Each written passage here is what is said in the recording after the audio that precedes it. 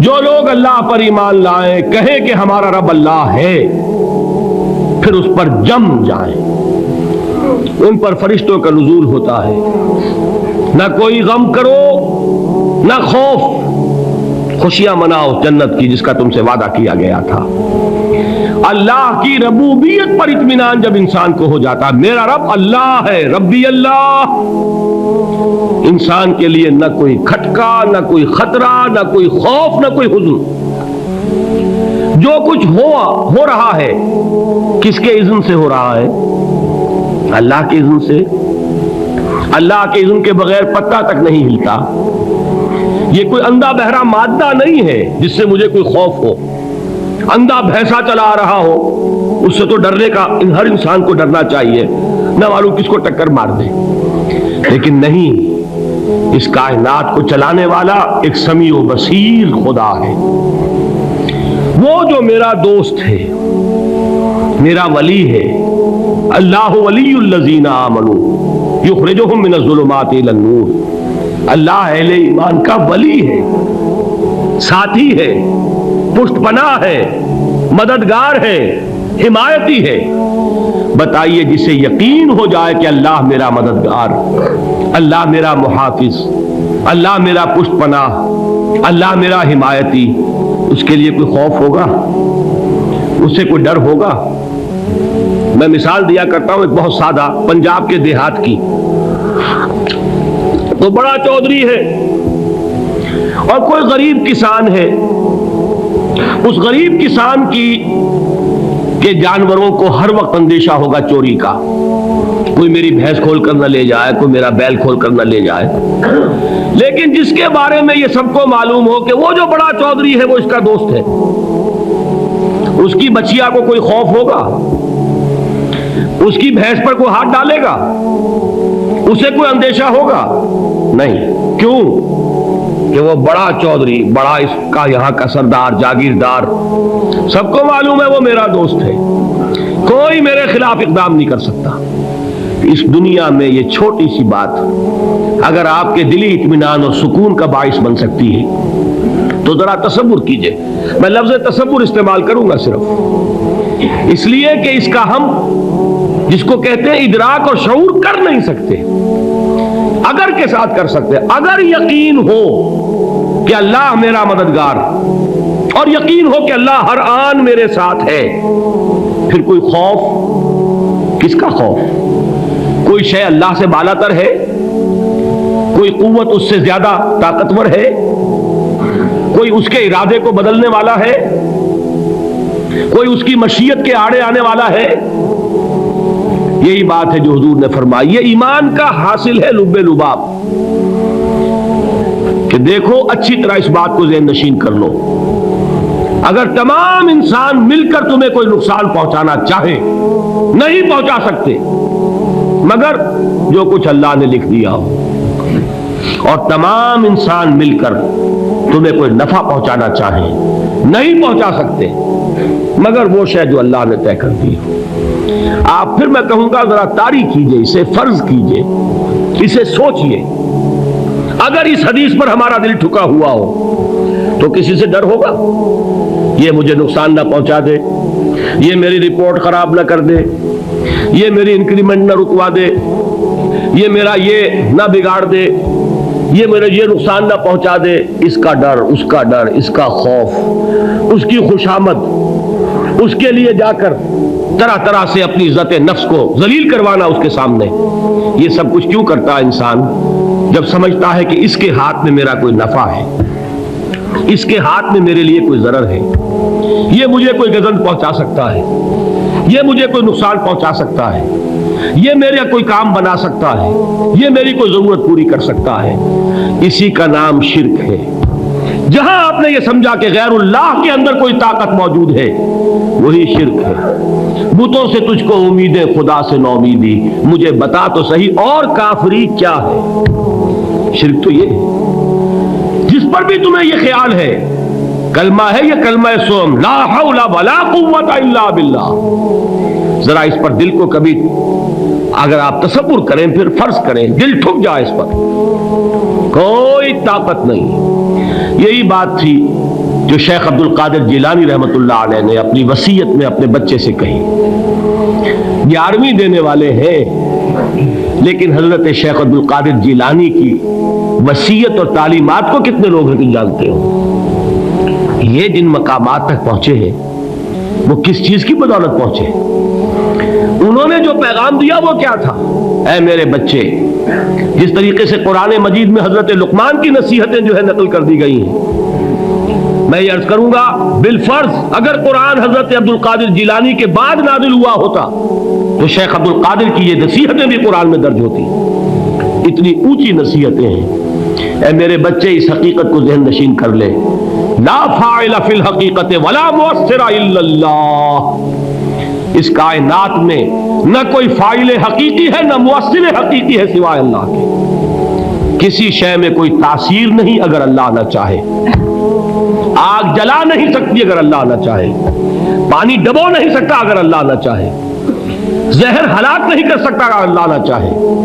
کوئی چیز فائدہ نہیں پہنچا سکتی اگر اللہ نہ چاہے. تو در در پہ کیوں سر جھکاتے ہو؟ در در پر کیوں جبیں سائی کرتے ہو؟ سب کے سامنے کیوں ہاتھ پھیلاتے ہو؟ ایک اللہ سے مانگو، ایک اللہ کے سامنے زمین پر اپنی جبین رکھو. لا فاعل فی الحقیقت ولا مؤثر الا اللہ. نظر آتا ہے ہمیں کہ پانی پیاس بجھا دیتا ہے. پیاس بجھانے کی صلاحیت پانی میں نہیں ہے، اللہ کے اذن سے. کھانا بھوک مٹا دیتا ہے. بھوک مٹانے کی صلاحیت کھانے میں نہیں ہے، اذن رب میں. دیکھیے یہی یقین تھا. حضرت موسیٰ علیہ السلام کا واقعہ یاد کیجئے. سامنے سمندر آ گیا ہے، قوم دیکھتی ہے پیچھے کہ گرد و غبار کا طوفان ہے. معلوم ہوا کہ فرعون اپنے لشکر سمیت آ گیا ہے. لشکر جب چلتا تھا تیز رفتاری کے ساتھ تو گرد و غبار کا جو طوفان اٹھتا تھا اس کا تصور کیجیے. اور لمحہ بلمحہ وہ قریب آ رہا ہے. پوری قوم نے کیا کہا؟ اے موسیٰ انا لمدرکون، اے موسیٰ ہم کو پکڑے گئے. قرآن مجید نے تو یہاں وہ باتیں نہیں لکھی ہیں لیکن تورات میں یہ درج ہے کہ بنی اسرائیل جھگڑنے لگے، دست و گریبان ہو گئے موسیٰ کے ساتھ. موسیٰ ہمیں یہاں مروایا لا کر، اس سے تو ہم ہی بہتر تھے. وہاں کھانے کو ملتا تھا، زندگی تو تھی، بیگار ہم کر رہے تھے، موت تو نہیں تھی. اب جو کچھ ہوگا اس کا تصور کرو، جس طریقے سے ہمارے ٹکڑے اڑائے جائیں گے. تو لڑ رہے ہیں حضرت موسیٰ علیہ السلام سے. یہ تورات کی تفصیل ہے. قرآن میں صرف اتنا آیا ہے، پریشان ہو کر انہوں نے کہا انا لمدرکون، موسیٰ ہم تو پکڑے گئے. اس وقت موسیٰ کا جواب کیا ہے؟ کلا ان معی ربی سیہدین. نہیں، میرے ساتھ میرا رب ہے، وہ راستہ دے گا. بتائیے کہاں راستہ نظر آ رہا ہے؟ یہ ہے ایمان بالغیب. راستہ نظر نہ آئے تب اللہ پر یقین ایمان ہے. جیب میں پیسے ہوں اور تب دل کو اطمینان ہے تو ایمان کس پر ہوا؟ پیسے پر، اللہ پر نہیں. جب وسائل و ذرائع نہ ہو اور پھر یقین ہو کہ اللہ مسبب الاسباب ہے، وہ اسباب کا پابند نہیں ہے، وہ اسباب کا محتاج نہیں ہے، اسباب اس کے محتاج ہیں. اگر یہ یقین ہے تو اللہ پر ایمان ہے. یہ نہیں ہے تو تمہارا ایمان اسباب پر ہے، وسائل پر ہے، ذرائع پر ہے، مادیات پر ہے، اللہ پر نہیں. اس وقت کہاں راستہ تھا؟ کوئی راستہ تھا؟ سمندر ہے اور ادھر سے لشکر آ گیا ہے. کلا ان معی ربی سیہدین. اب دیکھیے ایمان کہہ دینا آسان ہے، ہوا معکم اینما کنتم، جہاں کہیں بھی تم ہوتے ہو اللہ تمہارے ساتھ ہوتا ہے. لیکن اس کا یقین قائم ہو جائے تو زمین و آسمان کا فرق واقع ہو جائے. یہی بات ہوئی حضور کے ساتھ. غار ہے، چھپے ہوئے ہیں محمد الرسول اللہ اور آپ کے وہ یار غار ابو بکر صدیق رضی اللہ تعالی عنہ. اقبال نے حضرت ابو بکر کی شان میں چند اشعار کہے صرف، لیکن واقعہ یہ ہے کہ بھاری بھاری نظموں پر اور قصیدوں پر بھاری ہے. طویل ترین نظمیں اور قصیدے ہوں ان پر بھاری ہے. ہمت او ابو بکر کی ہمت جو ہے، کشت ملت را جو ابر، جیسے بارش سے کھیتی اپجتی ہے، ابو بکر کی ہمت اور عزیمت اس امت کو اسی طرح سینچنے والی ہے۔ ثانیے اسلام و غار و بدر و قبر،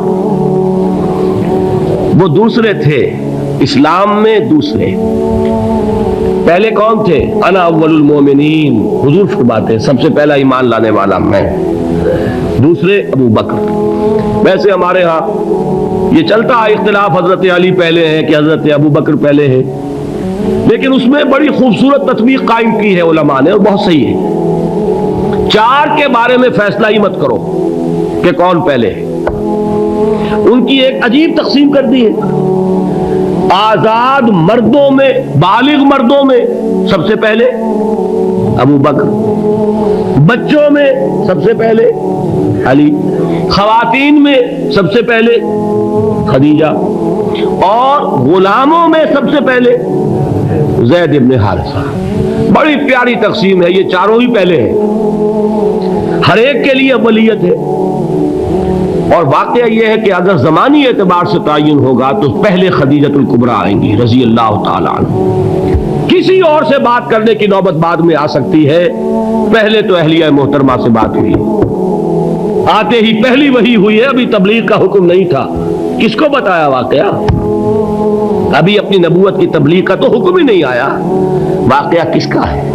وہ خدیجہ کا ہے۔ جب کہا ہے کہ خشیت علی نفسی، مجھے اپنی جان کا اندیشہ ہے، تو کیا جواب دیا خدیجہ نے رضی اللہ تعالی عنہا؟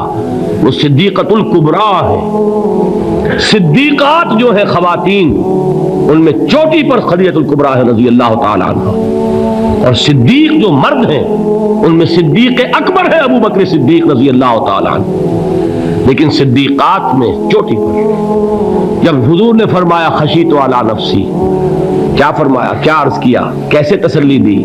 نہیں نہیں، اللہ آپ کو ضائع نہیں کرے گا، آپ غریبوں کے ہمدرد ہیں، آپ مساکین کے تکالیف رفع کرنے والے ہیں، آپ بیواؤں کی سرپرستی کرتے ہیں، آپ مسافروں کی خدمت کرتے ہیں، اللہ آپ کو ضائع نہیں کرے گا۔ یہ یقین ہے اس خاتون کے اندر۔ خیر وہ ایک علیحدہ بات ہو جائے گی۔ میرے دل پر حضرت خدیجہ رضی اللہ تعالی عنہ کی شخصیت کا بڑا گہرا نقش ہے، جو وہ کوئی اور ہی وقت اور موقع ہوا تو بیان ہوگا۔